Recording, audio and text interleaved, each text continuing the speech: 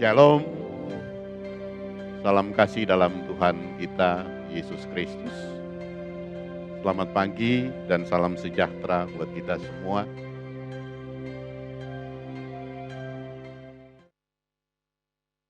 Kelihatannya kita sudah makin full ya, sampai di atas juga sudah penuh. Puji Tuhan, Tuhan baik. Ya. Tanpa terasa hari ini kita sudah masuk di bulan yang kelima. Di minggu yang pertama dan sebentar kita akan sama-sama bersatu dengan tubuh dan darah Kristus dalam perjamuan yang kudus. Nah Bapak Ibu, kalau saya mengajak Bapak Ibu ingat-ingat sedikit, 1 bulan yang lalu, di minggu pertama dari bulan April, saat kita sama-sama merayakan kebangkitan Tuhan kita, Yesus Kristus, dan apa yang terjadi di Kota Kupang dan NTT pada umumnya. Kita dilanda suatu badai yang sangat luar biasa. Dan orang namakan itu badai siklon Seroja. Dan itu memporak-porandakan Kota Kupang dan sekitarnya. Dampaknya sampai saat ini masih kita rasakan. Kita masih mencoba apa yang kita bisa bantu untuk saudara-saudara kita di desa yang mengalami musibah yang sangat berat itu. Dan ini masih terus dalam proses pemulihan. Ya. Malam hari itu kami di rumah sampai pagi kurang lebih jam 4 itu tidak bisa tidur. Dan bagaimana saya pikir mungkin semua juga Bapak Ibu merasakan hari itu dahsyatnya badai melanda kita. Saya mencoba untuk menggambarkan, memvisualisasikan kondisi itu mungkin tidak lengkap, saya juga terima dari orang dan saya coba dalam waktu 3 menit kita lihat gambarannya. Bisa anak-anak multimedia bantu saya melihat videonya dalam waktu 3 menit saja.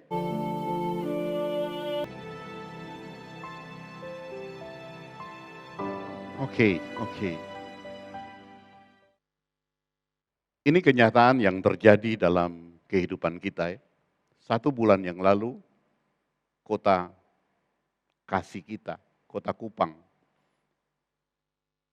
Seluruh kepulauan NTT mengalami hal yang sama dan mata pemerintah, mata Indonesia tertuju pada NTT.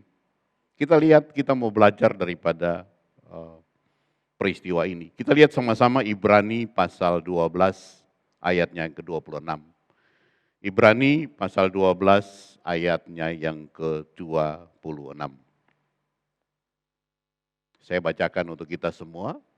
Waktu itu suaranya menggoncangkan bumi, tetapi sekarang ia memberikan janji. 1 kali lagi aku akan menggoncangkan bukan hanya bumi saja, melainkan langit juga. 1 kali lagi. Ini janji Tuhan, ya. Ada goncangan, ada dahsyat, ada bencana yang besar, ada goncangan. Dan itu tidak bisa dibatalkan, karena itu yang Tuhan janjikan. Dan itu tidak perlu untuk kita hindari. Tidak perlu untuk kita mengesampingkan itu, karena itu akan terjadi. Tapi yang penting dari setiap kita, bagaimana kita meresponi atau menyikapi goncangan-goncangan yang akan terjadi. Bapak Ibu seandainya kalau kita mau bepergian ke luar negeri, misalnya ke Eropa atau ke Amerika, pas di sana ada musim yang sangat ekstrim. Musim dingin di mana suhu bisa sampai -3 atau 0 derajat. Nah, apa sikap kita untuk kondisi itu? Waktu kita mau ke sana bagaimana persiapan kita?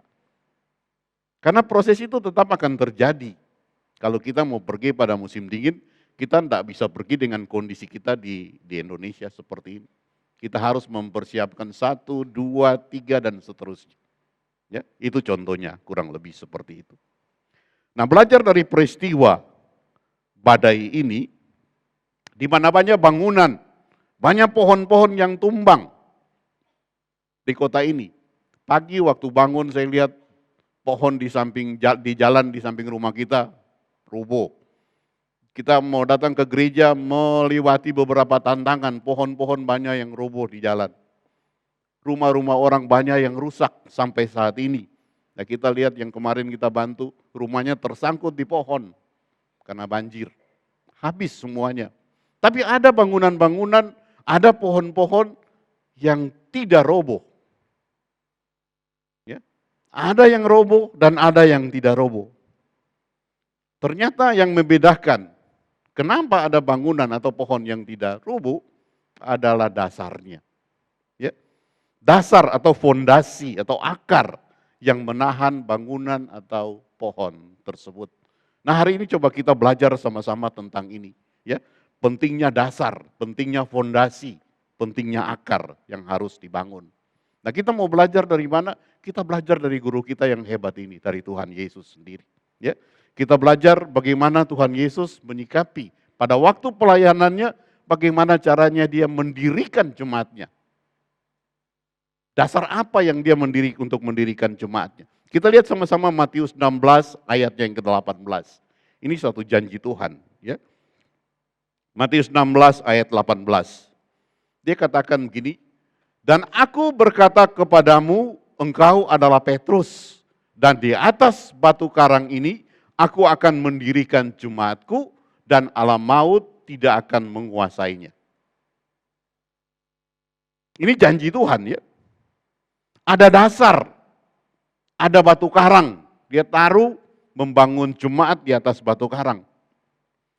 Waktu saya baca ayat ini lalu-lalu, saya pikir Petrus ini memang hebat. Petrus ini memang Petra, batu karang, dan dia memang punya mentalitas yang hebat. Tapi hari ini saya membuka dari sisi lain, kita lihat siapa Petrus sebenarnya. Ya. Di atas batu karang ini aku akan membangun umatku yang alam maut tidak akan menguasainya. Nah kita lihat bangunan gereja kita, ini diri kita. Bangunan gereja kehidupan kita. Jangan kita lihat fisik gereja, tapi kita lihat bangunan hidup kita. Ini gereja Tuhan, yang Tuhan mau rencanakan untuk membangun. Bagaimana dengan bangunan gereja ini? Ya. Coba kita lari ke Matius 7 ayat 24. Matius 7 ayat 24. Saya akan pelan-pelan supaya saudara Bapak Ibu bisa mengerti ini. Ya. Ini suatu pengajaran, ini yang Tuhan Yesus ajarkan. Dia bilang begini, setiap orang yang mendengar perkataanku ini dan melakukan, ia sama dengan orang yang bijaksana yang mendirikan rumah di atas batu. Tadi dia membangun umat Tuhan di atas batu karang, ya. Lalu dia ajarkan untuk membangun kehidupan gereja kita ini. Kehidupan kita ini. Ya. Kemudian turunlah hujan, datanglah banjir. Ini masalah yang akan datang, konflik yang akan datang. Turunlah hujan, datanglah banjir, lalu angin melanda rumah itu, tetapi rumah itu tidak roboh karena didirikan di atas batu. Ini pengajaran Tuhan, ini yang Tuhan ajarkan. Ya. Ayat yang ke-26, tetapi setiap orang yang mendengar perkataanku ini dan tidak melakukannya, ia sama dengan orang yang bodoh yang mendirikan rumah di atas pasir. Kemudian turunlah hujan, datanglah banjir, lalu angin melanda rumah itu, sehingga rubuhlah rumah itu dan hebatlah kerusakannya. Perhatikan baik-baik, pengajaran ini sangat luar biasa, Tuhan Yesus ajarkan. Ya. Kita lihat sekali lagi bangunan kehidupan kita, hidup kita, gereja kita ini.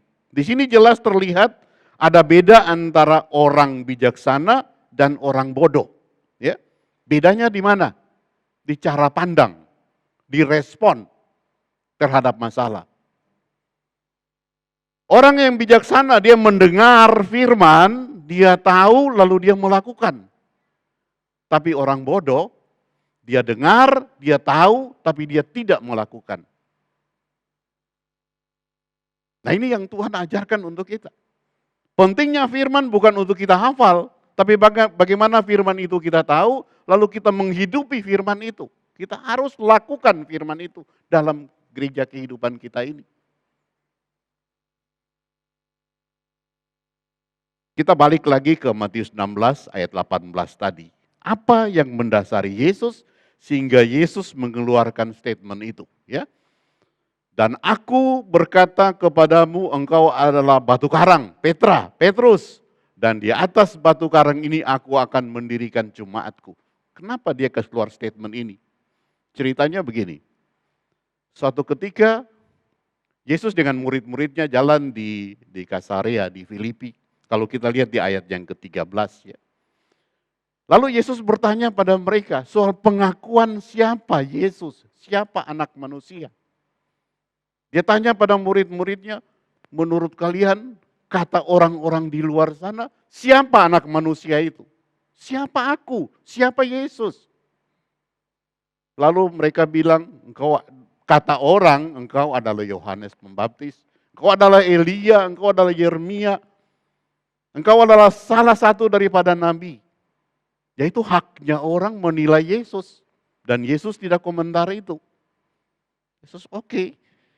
Itu kata orang terhadap Yesus. Lalu Yesus tanya, bagaimana pendapat kalian, murid-murid? Kalau kalian, apa katamu tentang aku, anak manusia? Lalu Petrus bilang, engkau adalah Mesias, anak Allah yang hidup. Wah, ini pengakuan, ya. Jadi di judul daripada ayat yang ke-13 itu perikopnya, pengakuan daripada Petrus. Petrus punya bangunan hebat, ya. Dia bangun di atas dasar yang nanti kita lihat sebentar bagaimana dasarnya Petrus. Ayat yang ke-17 kata Yesus kepadanya, berbahagialah engkau Simon bin Yunus sebab bukan manusia yang menyatakan itu kepadamu, melainkan Bapakku yang di surga. Lalu statement yang berikutnya Yesus keluarkan, di atas batu karang ini aku akan mendirikan jemaatku. Ya. Bapak Ibu lihat, murid-murid Yesus waktu itu bukan orang-orang pintar. Mereka adalah orang-orang biasa, orang-orang pinggiran, para nelayan, pemungut cukai, bukan sarjana teologi, bukan orang-orang berpangkat. Murid-murid Yesus waktu itu. Ini yang membangun dasar kehidupan mereka. Ya, cuma nelayan, pemungut cukai. Nah masih dalam ayat pasal yang sama, pasal 16 yang sama, pada saat Yesus mulai menceritakan tentang proses. Yesus masuk lebih dalam, Yesus bilang, dia akan menderita. Masalah akan datang. Yesus bercerita pada mereka. Penderitaan yang pertama, masih dengan pasal yang sama. Di ayat 21, 22, 23. Ya. Lalu bagaimana syarat-syarat untuk ikut Yesus? Ini Yesus mulai masuk dalam proses yang akan terjadi. Belum terjadi, tapi akan terjadi. Lalu Yesus bilang, dia harus menanggung penderitaan. Ya, dia harus dari pihak tua-tua dan imam-imam kepala dan ahli-ahli Taurat. Dan akhirnya dia harus dibunuh. Dia harus mati. Yesus menceritakan proses yang akan dihadapi, lalu kita lihat respon daripada murid-muridnya. Ayat ke-22 kita lihat respon dari Petrus. Ya. Petrus menarik Yesus ke samping dan dia menegur dia, katanya, kiranya Allah menjauhi hal itu. Hal itu sekali-kali tidak akan menimpa engkau. Petrus bicara soal produk akhir, hasilnya. Tuhan pasti tolong, Bapa pasti tolong. Petrus takut masuk dalam proses. Respon dari Petrus seperti itu, respon dari murid-murid seperti itu, respon dari kehidupan kita hari-hari terkadang seperti ini. Nanti saya akan ceritakan kehidupan saya pribadi.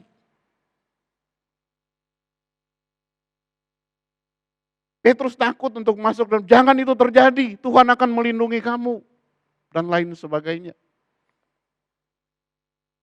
Lalu lihat respon dari Yesus sendiri di ayat 23. Ya. Maka Yesus berpaling kepada Petrus dan dia berkata apa? Enyahlah iblis. Engkau suatu batu sandungan bagiku, sebab engkau bukan memikirkan apa yang dipikirkan Allah, melainkan apa yang dipikirkan manusia. Bapak Ibu, dalam kehidupan kita hari-hari, bukankah kalau kita sebagai Petrus, pasti kita melakukan hal yang sama. Dan kelihatannya bagus, normal. Oh tidak, Tuhan akan melindungi kamu. Tuhan akan jagai kamu. Pikiran manusia, cara pandang manusia dengan cara pandang Tuhan. Tuhan siap untuk masuk dalam proses, dia baru bercerita aja, respon sudah beda. Masalah belum datang. Baru dia cerita akan masalah ini akan datang. Dia akan ke Yerusalem untuk menanggung penderitaan, dia akan disiksa, dia akan oleh tua-tua dan para Farisi di sana dan harus mati. Respon dari manusia dengan respon daripada Tuhan beda, ya. Kita belajar sama-sama hari ini, saya mau supaya kita bisa terungkap dalam kehidupan kita dan kita bisa dipulihkan semua. Lalu waktu Yesus benar-benar masuk dalam penderitaan, masalah, badai ini datang. Ingat tadi di awal dia sudah janji loh, aku akan menggoncangkan sekali lagi. Lalu waktu badai ini dia akan masuk ke dalam penderitaan, ya. Waktu Yesus benar-benar masuk dalam penderitaan, dalam badai, untuk pikul salib, untuk ke Golgota, bagaimana respon daripada murid-muridnya dan mengapa itu terjadi? Yang tadi dia baru bercerita, responnya sudah begitu. Sekarang betul-betul masalah itu datang, terjadi. Nah kita lihat bagaimana respon dari murid-muridnya. Tapi sebelumnya itu kita lihat dulu Matius 26 ayat 31. Yesus hebat sekali, saya dalami ini, saya lihat Yesus luar biasa. Pengajaran ini kita mesti pahami betul supaya kita bisa keluar dari keterikatan kebodohan kita. Ya, Matius 26 ayat 31. Saat Yesus mau masuk dalam penderitaan, dia ini guru yang hebat sekali. Ya. Dia katakan begini, malam ini kamu semua akan tergoncang imanmu karena aku. Kamu semua akan tergoncang imanmu. Bapak Ibu coba kita garis bawahi imanmu. Iman ini penting ya. Kamu semua akan tergoncang imanmu karena aku. Sebab ada tertulis aku akan membunuh gembala dan kawanan domba-domba itu tercerai-berai.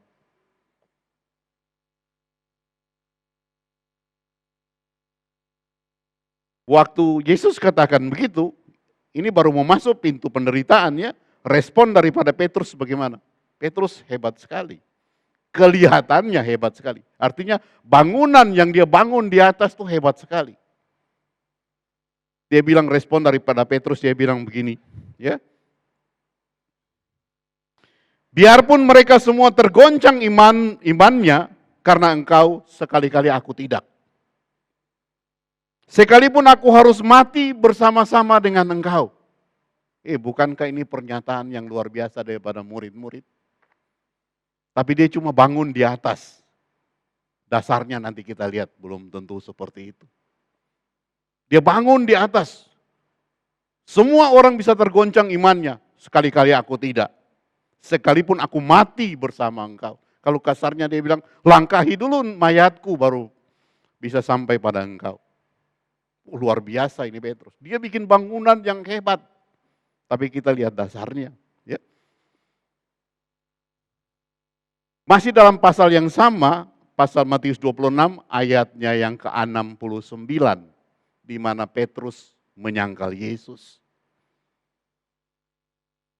Petrus menyangkal Yesus, itu dia tidak ditanya oleh polisi. Tidak diinterogasi oleh polisi. Tidak ditanya oleh pengadilan. Tidak ditanya oleh algojo Romawi. Dia ditanya oleh seorang hamba perempuan. Oh, orang ini pasti bersama-sama dengan dia. Engkau bersama-sama dengan dia, engkau orang Galilea. Yang tadi Petrus bikin bangunan yang hebat di atas. Sekarang kita lihat apa yang Petrus lakukan. Aku tidak kenal dia, aku tidak mengerti apa yang kau maksud. Petrus menyangkal dan bersumpah. Petrus mengutuk dan bersumpah. Hanya ditanya oleh seorang hamba perempuan. Padahal tadi bangunan yang dia bangun di atas hebat sekali. Semua bisa tergoncang imannya, aku tidak.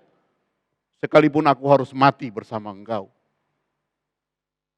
Kita lihat dasarnya dengan bangunannya. Dasarnya rapuh. Ditanya oleh seorang perempuan saja, dia sudah ketakutan. Mengapa Petrus lakukan demikian? Nah ini yang saya mau kita kali ini supaya kita mengerti betul. Pertama saya bilang Petrus ini hebat banget. Hebat dalam membangun bangunan di atas, tapi dasarnya tuh rapuh. Ya. Dia merasa dirinya tuh minoritas. Dalam kehidupan waktu itu dia nelayan, mau suara apa? Ya. Tidak terpelajar, ya, nelayan. Putus pengharapan, komandan sudah ditangkap. Takut. Dasar tidak siap untuk menghadapi badai. Ya. Dan waktu itu mereka kehilangan arah, tidak punya kuasa, tidak punya power. Ini yang membangun kehidupan kita saat ini. Ini yang membangun kehidupan Petrus waktu itu. Tanpa kita sadari, hal-hal ini ada dalam hidup kita. Keberadaan kita hari ini, keberadaan saya hari ini, itu tidak terlepas dari produk masa lalu saya. Apa yang dibuat, yang dibangun masa lalu saya. Sehingga saya ada hari ini. Ada 3 hal penting yang perlu Bapak Ibu sikapi dalam hidup. Perlu melihat, mengintrospeksi diri lagi dalam hidup, karena dasar ini bisa direstorasi. Waktu Yesus bangkit, nanti kita lihat, Yesus restorasi mereka semua. Yesus perbaiki dasar semua murid-muridnya. Dan ini dalam kehidupan kita, kita bisa restorasi ini, kita bisa pulihkan ini, kita harus bangkit untuk bisa menyelesaikan ini. Ya. Ada 3 hal penting, yaitu pengalaman kehidupan. Yang kedua, lingkungan di mana kita hidup. Dan yang ketiga, pola didik atau pola asuh daripada keluarga kita, dari lingkungan kita. Ini hal-hal penting yang harus kita sikapi. Selalu kita takut akan proses, kita takut jangan bikin masalah, jangan bikin masalah. Hindari konflik. Takut terjadi masalah, takut mengalami proses. Bapak Ibu, saya cerita pribadi saya tidak cerita orang. Saya dalam keluarga, mungkin di pandangan Bapak Ibu, permukaan saya bagus, di luar bagus. Ya. Tapi saya paling gak suka konflik, saya suka aman, saya cinta damai. Saya suka, jangan bikin masalah lah, sudahlah atur baik-baik, jangan bikin masalah. Kenapa saya harus begitu? Orang di luar kan bagus, suka bagus. Saya ambil contoh kecil di rumah, kalau Bugem dengan anak-anak, Bugem suka tuntas. Ada masalah dia harus bangun pagi, dia jelaskan. Saya enggak mau, sudah jangan ribut. Kalian ribut, saya tinggalkan kalian. Saya pergi tempat lain. Saya menghindari konflik. Karena dasar saya enggak kuat. Saya perlu direstorasi. Karena apa? Masa kecil saya tidak punya suara sama dengan Petrus. Kehidupan kita minoritas. Tidak punya suara. Semua cuma kita telan. Mau marah enggak bisa marah, telan aja marah itu. Mau nangis enggak bisa nangis, telan aja menangis itu. Mau kesal enggak bisa kesal, telan aja kesal itu. Semua akhirnya cari damai. Akhirnya jangan bikin masalah. Ini tidak sehat dalam kehidupan psikologi kita. Ya, ke depan kita harus bongkar ini semua, restorasi ini. Karena waktu Yesus bangkit, dia merubah semua murid-muridnya. Ini dalam kehidupan kita hari-hari. Jangan takut dengan masalah. Bagaimana respon kita terhadap masalah itu. Itu sedikit gambaran yang Bapak Ibu perlu sikapi. Ya. Tapi sekali lagi saya bilang waktu Yesus bangkit itu ada kabar baik, ada perubahan yang sangat besar. Kita lihat sama-sama di Lukas 22. Lukas 22. Sebenarnya ini sebelumnya Yesus sudah menyampaikan ini pada Petrus, ya. Lukas 22 ayat 31 32. Yesus bilang begini. Dia sudah memperingati, Simon, Simon, lihat, iblis telah menuntut untuk menapi kamu seperti gandum. Iblis sudah menuntut untuk menapik, menyaring, mengeluarkan Simon seperti gandum. Lalu 32 dia bilang, tapi aku telah berdoa untuk engkau supaya imanmu jangan gugur. Bapak Ibu 2 kali garis bawahi kata imanmu. Berarti iman ini penting. Ya. Tetapi aku telah berdoa untuk engkau supaya imanmu jangan gugur. Dan engkau, jikalau engkau sudah insaf, kuatkanlah saudara-saudara. Sebelum Yesus sudah ingatkan Simon. Ya. Iblis sudah nuntut kamu, tapi aku sudah berdoa untuk kamu supaya imanmu jangan gugur. Ada kabar baik yang kedua di Matius 26 ayatnya yang terakhir, ayat 75. Ya. Setelah ayam berkokok, rupanya yang menginsafi Simon, Petrus ini adalah ayam. Ya. Setelah ayam berkokok, lalu ia pergi keluar dan menangis dengan sedihnya. Respon dari perasaan Simon setelah dia insaf, dia tuangkan itu dalam, Bapak Ibu dalam kehidupan hari-hari kalau harus menangis, jangan ditahan. Menangislah. Itu respon yang kita keluarkan, jangan ditahan. Kita mendidik anak-anak kita, tidak boleh nangis. Dia tahan itu semua, tidak pernah dia mau nangis. Dia tahan. Nanti sudah dia umur 60, 70, tidak ada masalah, tiba-tiba dia menangis. Keluar sendiri. Ya.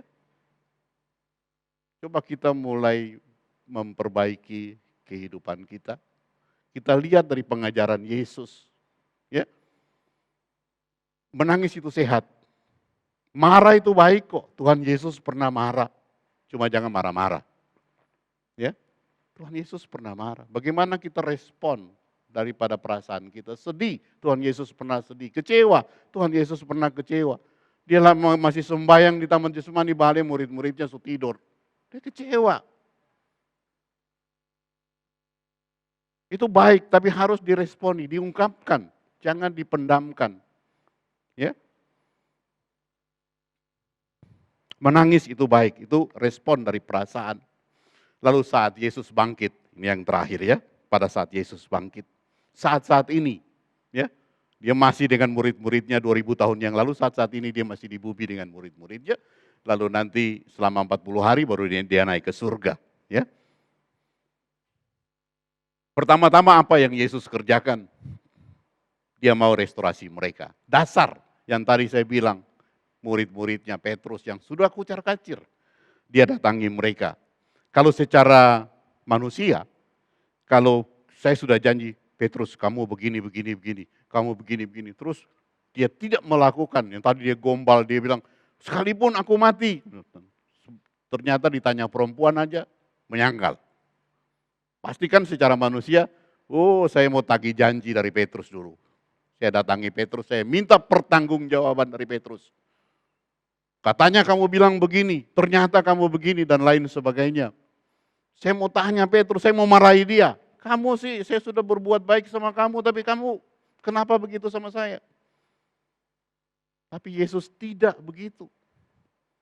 Yesus datangi ini, kita mau pahami ini betul bagaimana cara Yesus merestorasi dasar daripada murid-muridnya. Yesus datang pada murid-muridnya, ya, dia tidak memarahi mereka. Dia tidak memberikan pernyataan-pernyataan menegur mereka. Dia tidak seperti itu, dia tidak meminta pertanggungjawaban. Tapi dia cuma bertanya pada mereka. Pentingnya pertanyaan. Memang pertanyaan itu banyak, ada versi pertanyaan. Dan pertanyaan Yesus ini adalah pertanyaan yang powerful. Pertanyaan yang menusuk sampai ke sumsum. Ya. Kita lihat sama-sama Yohanes 21 ayatnya yang ke-15. Yohanes 21 ayat yang ke-15. Ya. Sesudah sarapan, Yesus berkata kepada Simon Petrus, Simon anak Yohanes, apakah engkau mengasihi aku? Coba cermati pertanyaan itu pada diri kita sendiri. Ya. Simon anak Yohanes, apakah engkau mengasihi aku lebih daripada mereka ini? Lalu lihat respon dari Petrus. Petrus bilang, benar Tuhan, Engkau tahu bahwa aku mengasihi engkau. Yesus bilang, gembalakanlah domba-dombaku. Pertanyaan sederhana, belum menusuk. Yesus ulangi pertanyaan yang sama untuk kedua kalinya. Simon anak Yohanes, apakah engkau mengasihi aku? Jawab Petrus yang sama, benar Tuhan, engkau tahu bahwa aku mengasihi engkau. Kata Yesus, gembalakanlah domba-dombaku. Dengar kata yang ketiga, kata Yesus untuk ketiga kali. Pertanyaan yang sama. Simon anak Yohanes, apakah engkau mengasihi aku? Ketiga kali dengan pertanyaan yang sama. Dan perasaan Simon tertusuk. Ya. Maka sedihlah hati Petrus karena Yesus bertanya untuk ketiga kalinya. Apakah engkau mengasihi aku? Dan dia berkata, Tuhan, engkau tahu segala sesuatu. Engkau tahu bahwa aku mengasihi engkau. Kata Yesus, gembalakanlah domba-dombaku. Bagaimana cara Yesus untuk merestorasi mereka? Ada 3 hal penting yang Yesus pakai dalam kondisi ini. Yang pertama kasih. Bapak Ibu dengar, yang pertama kasih. Yang kedua pengampunan. Dan yang ketiga penerimaan. Ini yang bisa merubah.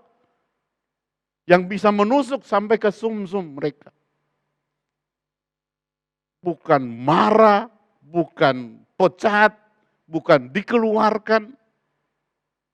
Tapi yang Yesus pakai 3 rumus yang luar biasa. Kasih, melepaskan pengampunan dan penerimaan.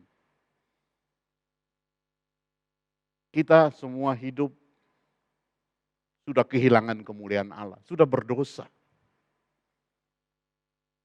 Hanya karena Yesus datang untuk kita.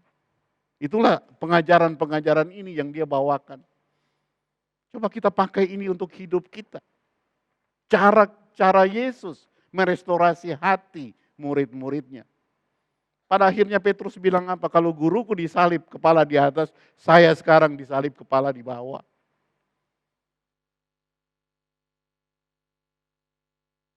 Ini yang menjadi hal untuk kita pahami bersama, ya, bahwa pentingnya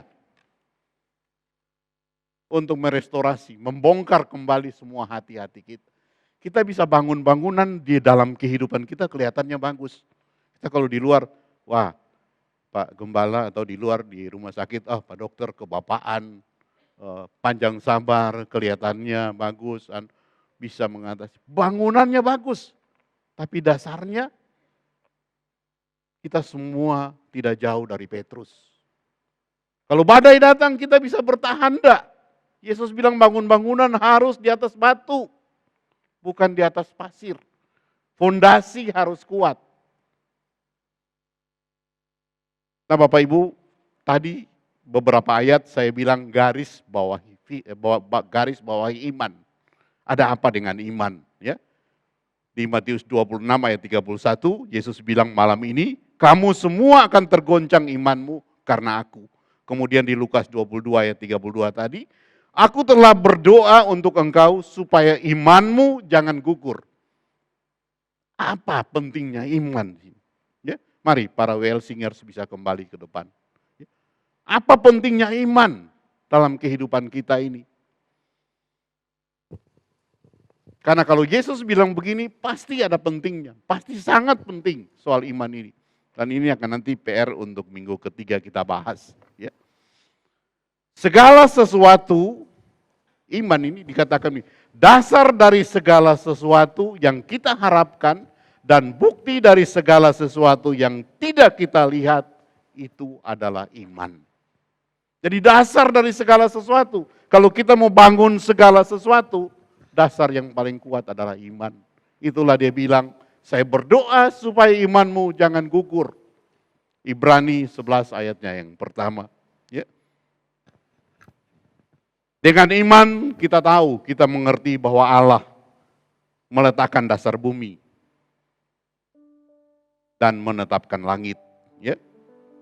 Nah kalau kita sudah melihat pentingnya ini, eh, saya akan melanjutkan ini pada minggu ketiga nanti. Kita akan bicara lebih dalam tentang pentingnya iman, ya. Tapi hari ini kita punya poin yang harus kita lihat, bahwa caranya Yesus untuk merestorasi dasar hati daripada murid-muridnya. Ada 3 poin yang penting: kasih, penerimaan, dan pengampunan. Saya kira itu. Tuhan Yesus memberkati kita semua.